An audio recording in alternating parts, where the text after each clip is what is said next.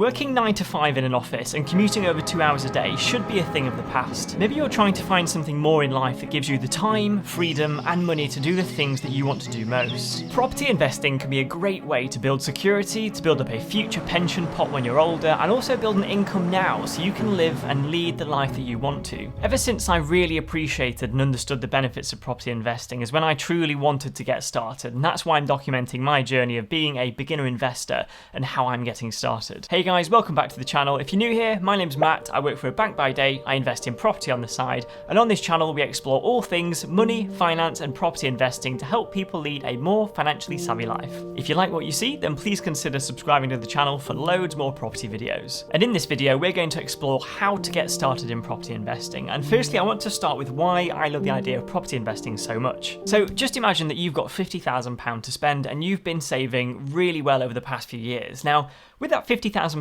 you could put it in the bank, but at the moment, interest rates are around 0.1%, so they're really low and you're basically going to make no money whatsoever. However, one thing to also consider is that over time, money is worth less and less due to inflation. So if you kept your money in the bank and it wasn't even in a savings account, then that £50,000 that you have in your bank is going to be worth less and less over time. So it needs to be doing something and the money needs to be working hard enough to gain enough interest to keep up with inflation at least. The reality is though that you do need money to get started in property investing. It's not called investing for no reason.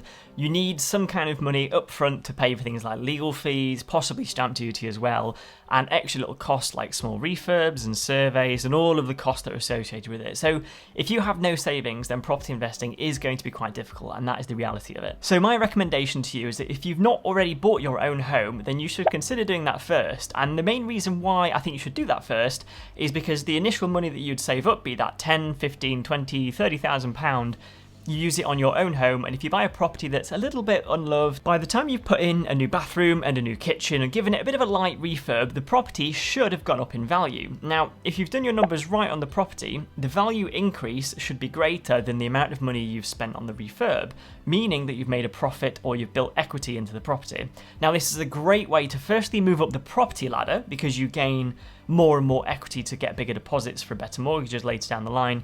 But it's also a great way to build up a pot of money to then invest and use in the future. The reason is because this money that you gain within the equity of the property in your own residential name is all tax-free. That means that you could buy a house, you could do it up, you could gain £20,000 of equity and value from the refurb, and that £20,000 that you've made is all tax-free to use on a bigger house or to use on the next project or refinance and pull it out and then start building a buy-to-let property business. And one interesting fact that most wealthy people on all of the top wealth lists actually made a lot of their money through property itself. For example, Lord Sugar started Amstrad in 1968, and Amstrad was creating electronics devices, but the reality is Amstrad lost a lot of its value for Lord Sugar in 1987 during an economic crash, and he actually sold that company for 125 million in 2007. Now, that's still an amazing amount of money, but Lord Sugar today is worth over £1 billion.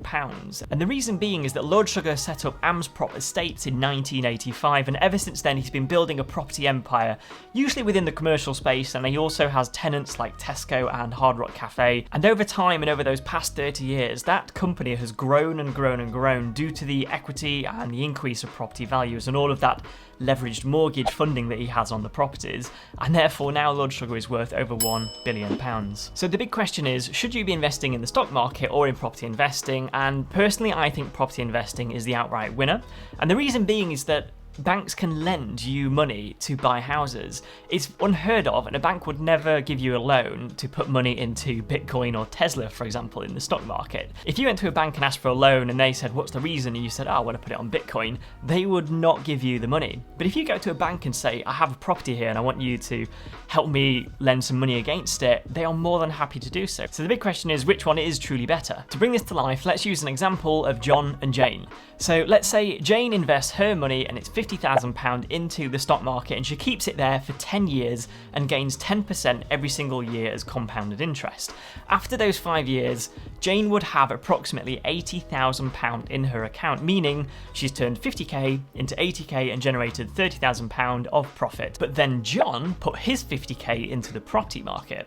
Now, because John has a £50,000 pot of money to play with, the bank will also loan him up to 75% of the value of a house. Therefore, John could buy a £200,000 £100,000 house using his 50k deposit and 150k from the bank on a 75% loan to value mortgage. Now, after 5 years, let's say the property grows 5% every single year, so that's half the amount what Jane is getting in the stock market every single year. After 5 years, the value of the property would be £255,000, which sounds like a lot, but we've got to pay the bank back. So you take the £255,000, we'll pay back the bank £150,000 of that, and you're left with around £105,000 in cash. Comparing that to Jane's money, Jane has gained £30,000 and John has gained £55,000. So there you can really start to see the difference. And that's when I'm comparing 10% gains in the stock market versus 5% gains in property. And I hope that really shows you the power of property investing. But that's not it. You also have to consider the rental income that John has been getting over those 5 years as well.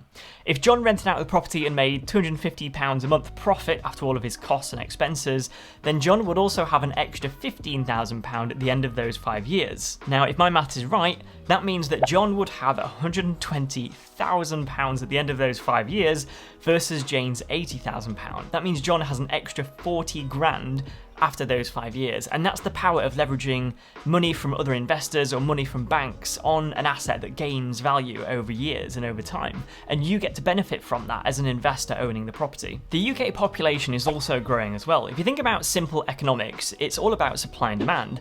The more demand there is, the more prices go up. The less demand there is, prices go down. Now, we live on this tiny island called the United Kingdom, and there's only so much land available that isn't greenbelt and protected areas of land. This means that the population growth will always outstrip the amount of supply available, and therefore that's always going to drive property prices up. And as we've seen typically in the past, property prices always tend to double over about 15 to 20 years. Because of this simple economic model, that's why banks have a lot of trust and faith in the property market versus not being able to lend you money, for example, a Tesla stock or a Bitcoin stock, because it's far more riskier and it could drop. And bearing in mind that the stock market is also predominantly based off emotion. And there are typically two ways to get started in property investing. The first is buy and hold, and the other is buy and sell. Now, if you're buying and selling, typically that would be flipping a property. So you buy an unloved property, you buy it below market value because it needs a bit of a refurb done to it, or it has a problem like a structural defect, Japanese knotweed, or a short lease if it's a leasehold property that you need to extend. And you can negotiate a great price and then set a refurb budget, run all the correct numbers on the property, and then by the time you've done the refurb and you've increased the value, you then sell it on for a profit, and you then use that profit to invest into more properties, and it starts to snowball from there. Another strategy is buying and holding, and typically this is what I want to get into more long term. So this is where you can buy a property and then you rent it out, you get the rental income, but you also benefit from the capital appreciation over time as property prices increase. However, if you're a little bit smarter about it, you could also buy a property that is lower in value, needs a refurb, and then you hold that property and rent it out. So not only do you get all the rental income, you also materialize a gain in value at the very start, and then also benefit from capital appreciation over a long period of time. If you're struggling to save up enough cash to have that initial deposit for a property, one other thing that you could consider is refinancing your current home if you own it and you know that you've got some equity built up. The reason being is that refinancing a property is completely tax-free cash that you could pull out. So let's say you bought a house for £100,000 and it's now worth £150,000, for example.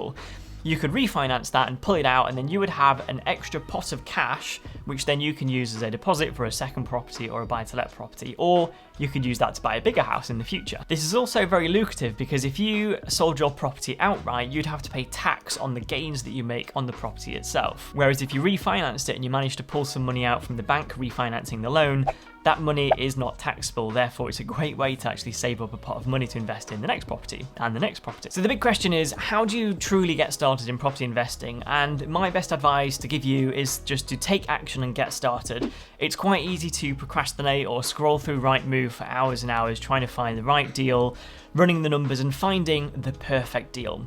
The reality is, in property investing, no deal is absolutely perfect. It'll never be a money in, money out situation where you'll make tons and tons of money. You just have to find something that works and just jump into property number one. Even if it makes you £5,000–10,000, then that's more than enough to get started. And really it's just learning the ropes, learning how to manage a trade team and a build team, trusting that you can run your numbers properly and work with a broker to get the right lending and finance. So speak to a broker, speak to an accountant, and just get started. That's the best thing that you can do. If you made it this far in the video, I hope you found this video useful and it's given you some inspiration to go out there and get started in the crazy world of property investing. If you haven't already, please consider subscribing to the channel for loads more property videos just like this one just here.